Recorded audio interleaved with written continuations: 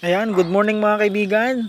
Tayo po ay didikit po tayo ng apoy din sa may ilalim ng punong akasya at tayo po ay magbabangay o mag-iihaw. Yan po yung aking gagawin ngayon, mga ng saging na saba at live na tilapia mga kaibigan. Saging na saba mga katoro mga kaibigan. Yan po ay napakasarap na combination ng live tilapia. At yan po ay lagi ko pong ginagawa. Napakasarap po niyan mga kaibigan. Kaibigan, dito po ako sa malaking puno ng akasya na talaga naman pong napaka-presko ng hangin. Ayan, sa malaking puno tayo ng akasya. Dito tayo pumili ng ating mapapag-ihawan. Dito po ay napakasarap ng hangin. E nga po, kumuha na po ako ng dahon ng gabi. Kung sino nakakilala sa inyo ng dahon ng gabi. Ayan po mga katoro, diskarting lamisa. Tayo po ay hindi na nakakailangan ng ihawan. Tayo po ay may angking diskarte sa pag-ihaw. Yan po ay ano lang, kawayan lang. Babakin nyo sa gitna mga kaibigan. Ayan na nga po. At bagang-baga na yung ating apoy. At naka-ready na yung ating pag-iihawan.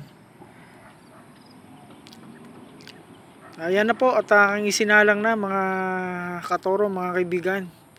Talaga namang napakaganda ng apoy. Itong mga kahoy na ito ay napakarami dito sa aming paligid.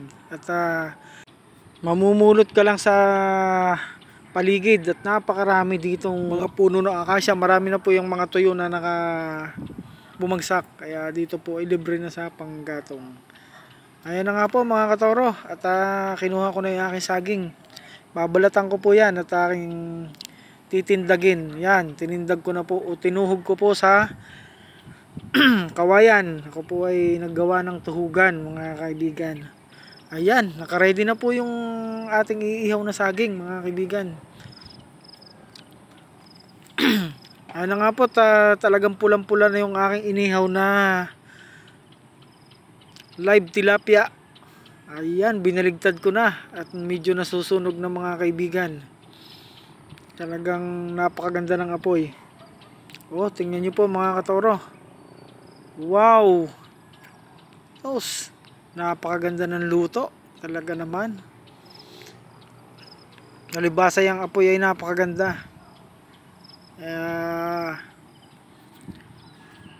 Akin pong medyo tinutostado ng kaunti at ng medyo magandang labanan. Ano nga po, at aking isasalang na din yung akin tinuhog na saging. Napakasarap po ng inihaw. Inihaw na saging at saka inihaw na tilapia. Yan nga po mga katoro, at aking iniin-in na lamang. Tinutosta ko ng konti yung tilapia at para po napakasarap kainin. At yung pong aking saging ay ilang ikot na lang. At yan po ay hahanguin ko na mga katoro, mga kaibigan. Yan po nga po, aking hinalo-halo na yung baga at medyo mihina yata. Ayan, para po medyo lumakas at mabilis maluto yung ating iniihaw mga katoro, mga kaibigan. Ako po ngayon naglalaway na. Talaga namang ako akin pong iikutin. At para yung kabila naman ng matusta. Ayan, ako po, napakapula na. Talagang naka-ready na ito. Ang sarap talaga ng inihaw, mga kaibigan. Ayan po, at pulang-pula na yung aking saging. At ilang ikot lang ito ay pwede na. Pwede na po itong kainin. Naka-ready na po yung aking paglalagyan ng ating pagkain. Naku po, napakapula na, katamtaman. Lutong-luto ng saging. Ayan na nga po, inahinango ko na. Nilagay ko na po sa dahon ng, kung sino nakakilala po sa inyo, ito po ay gabing uwak, dahon ng gabing uwak. Kaso lamang ay huwag niyong uupuan at ito'y napakakate. Ay hindi ito kaya ng kamot. Kailangan ay kumuha kayo ng pulbo. Talaga naman durog ang iyong puwet. Ayan na nga po mga kaibigan. Talaga naman perfect ang pagkakaluto. Diyan tayo magaling sa ihawan, mga kaibigan. At yan na nga po, taking tatanggalin na. Dahan-dahan po natin tatanggalin. Ayun. Talaga naman buong buo yung pagkakaihaw natin. Diskarte lang po ang kailangan. At aking titikman na nga. Talagang ako'y halos lumulunok na. At napapalaway na. Unang subo. Para po sa inyo mga katoro, mga kaibigan.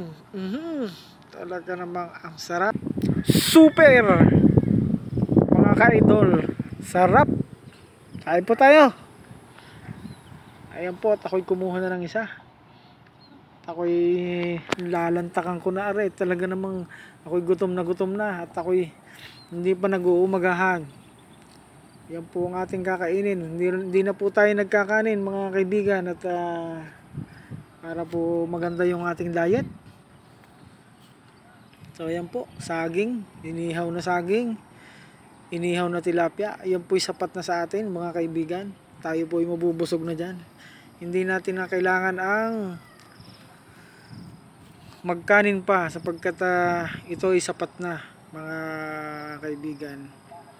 So, sa katulad natin nagkakaedad na, so mas maganda na po yung tayo nag-iingat din pagdating sa mga kinakain natin.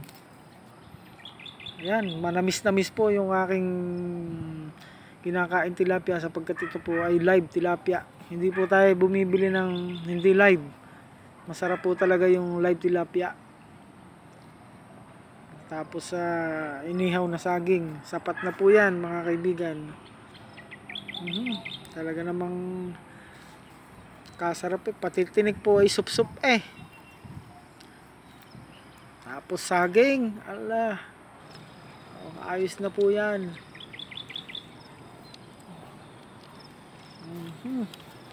Napakatamis ng inihaw na tilapia. Tapos sabayan mo ng saging. Yung iba po ay minsan po yung kinakain ko ay inihaw na tilapia, tapos ay inihaw na kamuting kahoy. Ayan, napakaganda pong diet natin sa ating katawan yan. Ano po, halos na ubos ko na. Talaga naman pag hindi ka nabusog. At ito po ang pinakamagandang portion sa tilapia, yung ulo. Nandito na po yung sarap. Talaga naman pag sinupsup mo yung dalawang matay, talaga naman. Yan po yung paborito kong parte ng katawan ng tilapia, ulo. Ano po mga kaibigan, at talagang ulo na lang ang aking natira. Ang sarap mga kaibigan. At ayun na po, tayo po yung nabusog na mga katoro, mga kaibigan. Hanggang sa susunod pong video. Bye bye po sa inyong lahat. Maraming salamat.